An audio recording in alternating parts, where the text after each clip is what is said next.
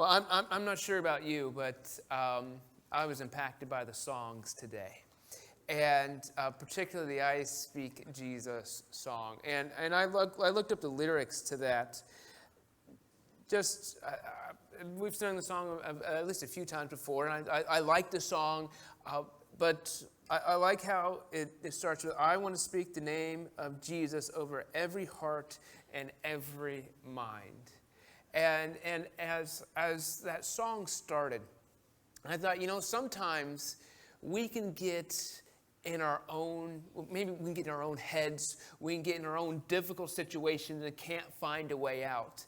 And so I stand here today, hopefully not with arrogance, but I stand here today speaking the name of Jesus over you in a way that says you can be free. And then I have an order of service that I have, and I can see that. And so we're singing the song, Speak the Name of Jesus, and about the difficulties, about the healing, about the restorative work, about the tough times. And then I knew we were getting ready to come sing the No Longer as Slaves.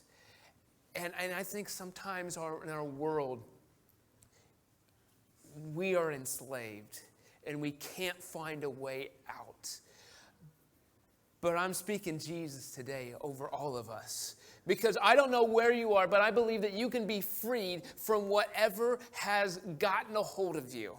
Whatever you're struggling with, whatever's in front of you, you can be freed from that. And so, I don't know where you are today, but I do know Jesus can take care of that. And I know I've gone through this sermon series where we look at the things on the crucifixion and all that goes in with that. And I can see we've got the cross, we've got the robe, the thorns. We started with that, and the cup, and the bread, the nails, and the whip. And as I think about these objects represent real pain that Jesus endured for us. They represent real things that Jesus suffered for. And he suffered knowingly. Are you okay? What? Yes.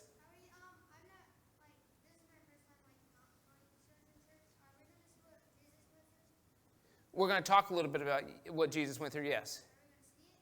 We're not going to have any visuals today. Okay? No, I'm not going to use the whip and nails today. So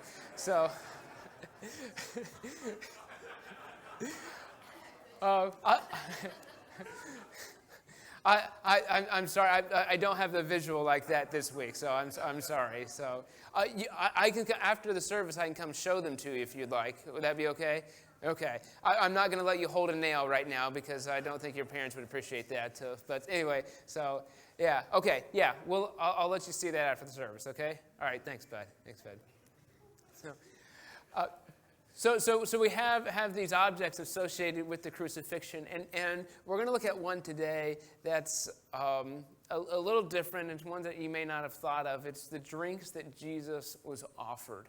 And we find that he was offered his first drink in Mark chapter 15, starting in verse 22, where they brought him to the place called Golgotha, which is the place of the skull. And they offered him wine drugged with myrrh, but he refused it. And I want to make sure we recognize all the ways that Jesus has suffered at this point. Remember, he was up all night. He was praying in the garden.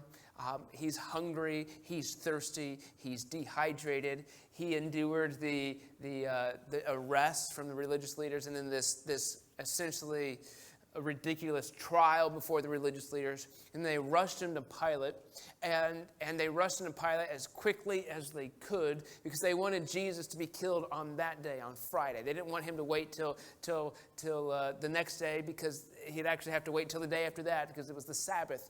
And really, part of why this is just a sham is in order for a capital offense, a capital punishment to be carried out, they had to wait 24 hours. But Jesus only waited a few hours from when he was arrested to when he was tried with the religious leaders, tried with Pilate, and then he was actually crucified. So it was a sham all the way around. But Jesus, he was flogged. He was hit with the whip, and I broke the whip, so I would try to show it to you again, but it's broken, so that won't even work. But he was flogged with a lead-tipped whip. He had a crown of thorns that was put on his head. He had nails that were driven through his hands and his feet. He was beaten. He was spit upon. He was mocked. He endured all of these things. And right before, actually, he was nailed to the cross, he was offered this drink that my translation says, wine drugged with myrrh. Now, Matthew and Mark, both Gospels talk about this and indicate almost as this was a normal occurrence, that whether it was some charitable passersby or the Roman soldiers actually made this part of the normal crucifixion process. They offered this to the person being crucified. Now, before we get too caught up on Jesus particular, I think it's important to recognize how the world has worked in history. And one of the early church fathers, Tertullian, in around 200 AD, he is noted to say that the blood of the martyrs is the seed of the church. And when you go through church history and see that there's persecution, the church tends to grow rapidly, or more rapidly than other times. But when you look at the world in general, you see that suffering and pain and death is how revolutions start. That's what changes the world a lot of times. And I'm not trying to say that's good, but that's typically what happens. And so Jesus' death, when we get to the fact of Jesus actually dying, we need to make sure we recognize that Jesus' death and his resurrection are fulfillments. They're not accidents. They're not something that we got to go with plan B here. I messed up. This was not a shocking turn of events for God. God knew what was happening. He knew what was coming, and he sent Jesus to be the fulfillment of these promises.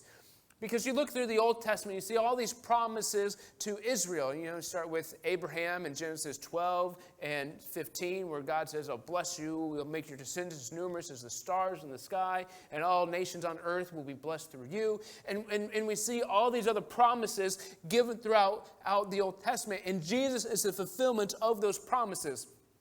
Israel did not believe that God was going to send a Messiah and was going to snatch them out of the world and take them to someplace else.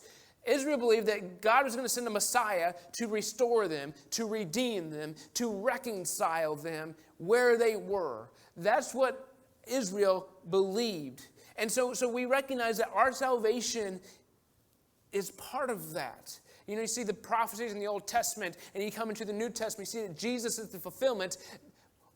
Jesus is bringing salvation here, not to snatch us away, but to redeem us and to restore us. And so what he does is he calls us to change the world.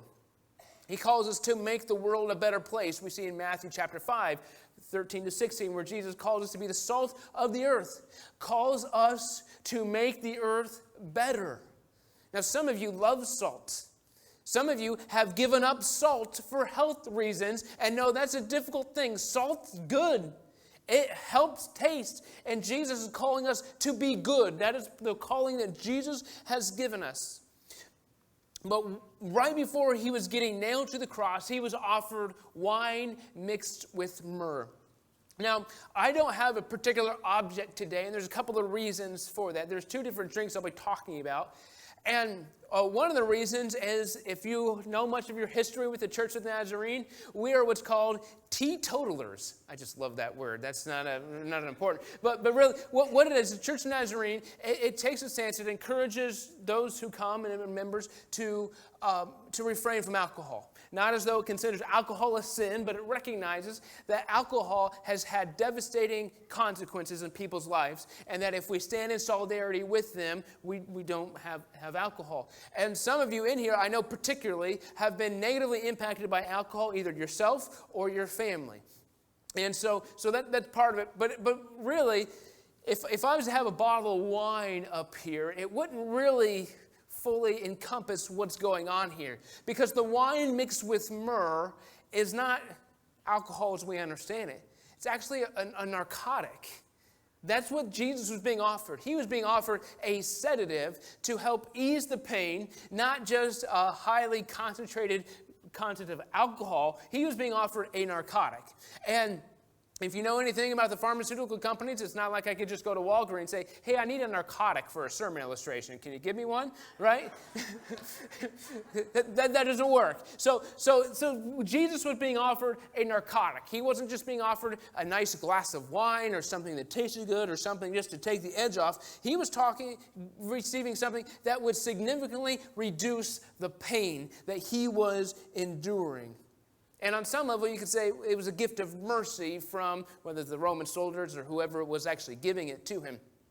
Now, you may remember that Jesus was offered gifts from the Magi in Matthew chapter 2. We find they give him gifts of gold, frankincense, and myrrh. And myrrh is usually associated in that context with an embalming fluid of some type. And so the gift of myrrh that Jesus received was preparing him for death, recognizing that he came to die. And so we see it's kind of bookending Jesus' life of he received it early in life and he's getting offered it later in life in different types of ways that it's being presented. But we see it's a recurring theme that Jesus has. But Jesus refused the wine mixed with myrrh. He refused it because his purpose was not just for a person to die. See, if that was all that had to happen, Jesus could have been fully sedated. They could have killed him in a much different way, and that's all it would have had. But it is more than just actually Jesus dying, because Christ's consciousness was constant. When he was on the cross, when he was being flogged, when he had the crown of thorns, when he was being nailed to the cross, while he was hanging there, his consciousness was constant. It's not as though he was sedated so that this was no big deal. It was annoying because his life would end, but he wasn't actually enduring pain. Jesus was enduring pain for us. See, the point of the crucifixion from the Roman standpoint was not just to produce death. That was the end result, but the Romans were trying to make sure they had the maximum amount of pain possible. So Jesus was enduring the maximum amount of pain possible. Now, there may have been times where his body was in shock and he was in and out of consciousness because of his body, but he did not receive anything that would make the work on the cross less. Because if Jesus was sedated, would the actual cross mean anything to us? Would Jesus been able to accomplish what God sent him to do? See, in the Gospel of Matthew actually says he tasted it and spit it out, and he refused it here in Mark. But there was a second type of drink that Jesus was offered. And before we get there, I want to share some history of a drink you may be familiar with. Because in 1965, there was a problem at the University of Florida football program. And you probably already know where I'm going with this at this point. And the coach at the time, Ray Graves, I always want to say Ray Stevens, but if you know who Ray Stevens is, that's kind of a completely opposite. Look him up. You'll get a good laugh. But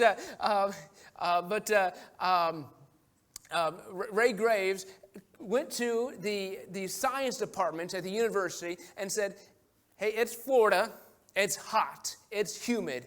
My players are getting dehydrated, getting cramps, and their performance is suffering because of it. Can you create something to help? And so the scientists, I don't know how they concocted something, but they created this liquid that would replenish the athlete's nutrients in a much better way than water would, as so they claim. And so they give it to the Florida football team, and if you remember, the University of Florida, their name are the Gators, and theirs we get Gatorade. Theirs we get Gatorade. But so that's how Gatorade was birthed. And for almost 20 years, until 1983, it was owned by the University of Florida until it was sold to Quaker Oats, and then 2000 it was sold to Pepsi. And we see Gatorade is a drink that helps replenish our electrolytes and gives us sugars and gives us the nutrients that's more than just what water has. And so Jesus was offered something similar to that. As we continue in Mark, we get to verse 35 in chapter 15. It says, but some of the bystanders misunderstood and thought Jesus was calling to the prophet Elijah. One of them ran and filled a sponge with sour wine, holding it up to Jesus on a reed stick so he could drink. He said, wait, let's see if Elijah comes to take him down. Jesus uttered a loud cry and breathed his last. And then the sanctuary curtain of the temple was torn in two from top to bottom.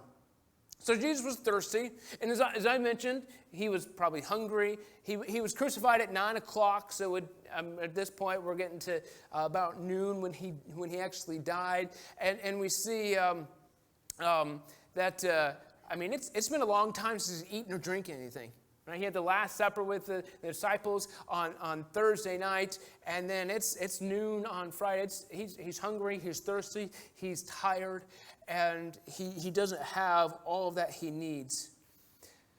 But as Jesus is on the cross, I like to take a step back to recognize that sometimes we have a misconception with our salvation, because the goal is not for Jesus to die so we can get to heaven. Because remember, Israel believed God was going to restore them, was going to reconcile, was going to redeem them there and raise them up. And that's what Jesus does for us. Now, Jesus did die so we can get to heaven, but it's not just so we can escape. It's not so we can leave here and go and do something else. Because if you get the book of Acts, the book of Acts is an awesome book. It's an engaging book. It's a crazy book, and some of the things that happen. When we see the book of Acts are the first acts of the church. Jesus ascends in Acts chapter 1, and after that, it's what the church does. It's about Paul and Peter and Silas and John and all these things that are happening in the church. You know one thing the Acts doesn't talk about? It doesn't talk about going to heaven. Read the book of Acts. It doesn't talk about going to heaven. There's one exception, and it's Acts chapter 1, verses 9 through 11, and it's the ascension of Jesus. See, Jesus ascends and he goes to heaven. But Jesus' ascension is not about him escaping this world and going to heaven. It's about his enthronement at the right hand of God the Father Almighty. It's about Jesus returning to his throne. Because what Acts does, it assumes that through Jesus, the kingdom of heaven is inaugurated. It's here. It's launched. And so as the church, we need to go and start building this kingdom. We need to go and start doing these things. We need to start living as though the reign of Jesus is now. Not as though we're waiting for it to come. That's what Jesus was doing on the cross. Was making sure the kingdom of heaven was inaugurated. Was making sure that we could live under his reign now, not just so we could wait for it to come. See, the sour wine that Jesus drank from the sponge was more similar to Gatorade, those types of drinks that would replenish our electrolytes or give us the nutrients we needed that was more than just water. Because again, the crucifixion was not just about death. It's about maximizing the pain of the accused. So when we think about the fact that Jesus drank the sour wine, we recognize that it was a way for him to be sustained so he could be on the cross longer.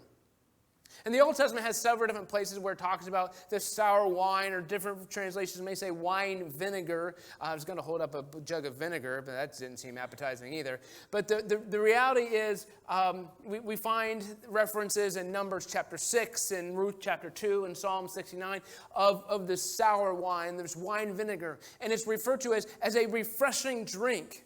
In fact, in Jesus' time, this type of drink was used for soldiers would use it, the laborers would use it. Those who had physical exertion in their jobs and needed a refreshing drink that would give them some type of nutritional value as well.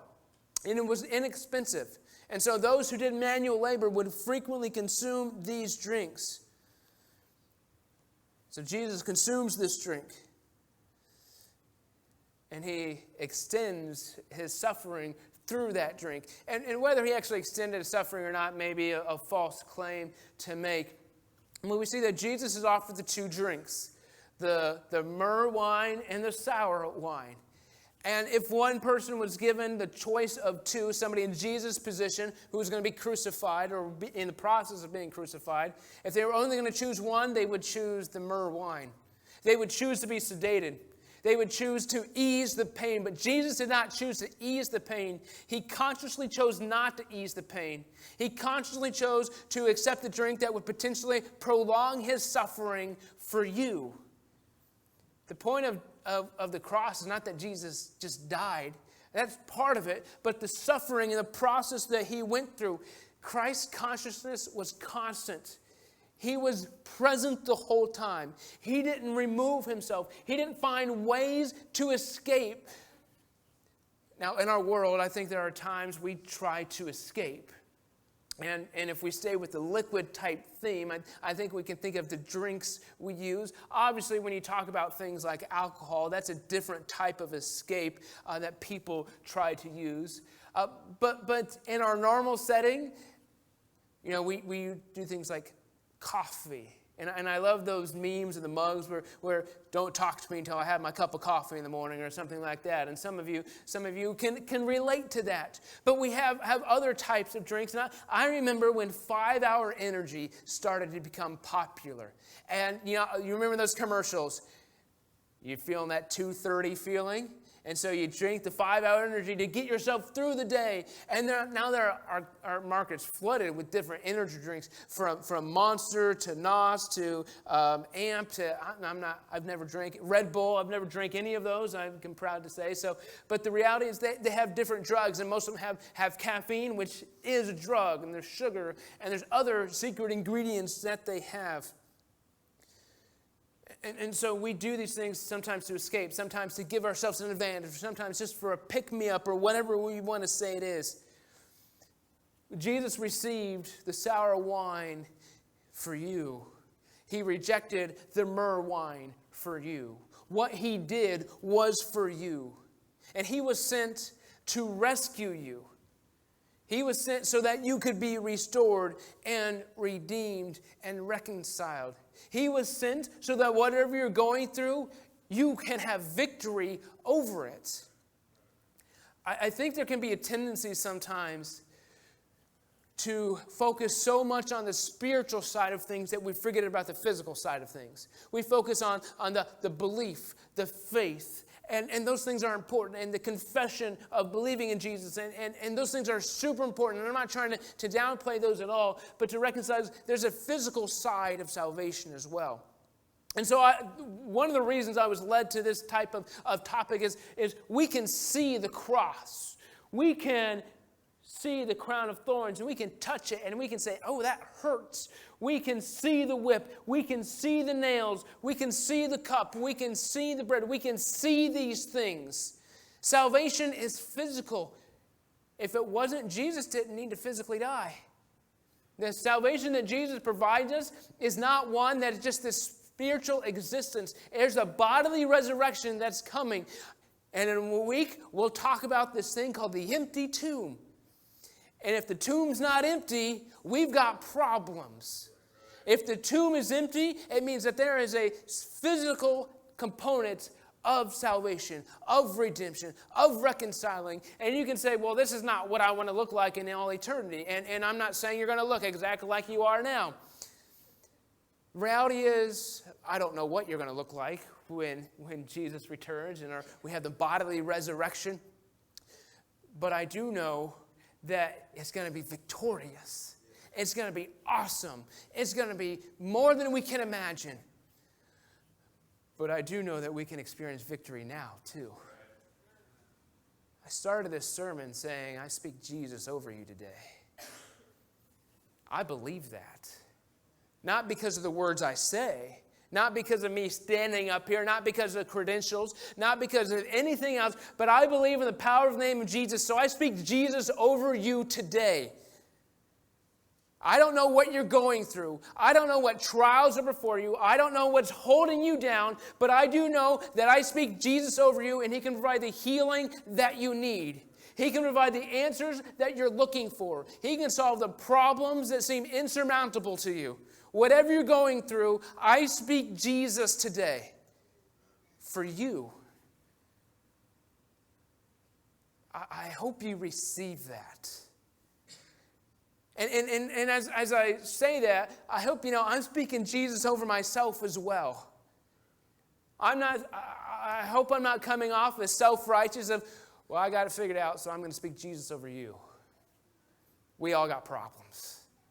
We all have things in our life that could be better. We all have things in our life that need the healing of Jesus. But too many times we get comfortable. These pews are padded. You could take a nap if you wanted to. Some of you do, but But Jesus didn't die on the cross so we would be comfortable. He died so we could be healed. He died so we could experience this victory. The worship team is going to come and sing I Speak Jesus again. Because I want to make sure you receive this message today. I want to make sure you receive Jesus. I speak Jesus over you because I believe in the power of Jesus. When I close my prayers, most of the time I say in His name. When I'm talking about Jesus, in the name of Jesus, I am praying. I hope you receive it.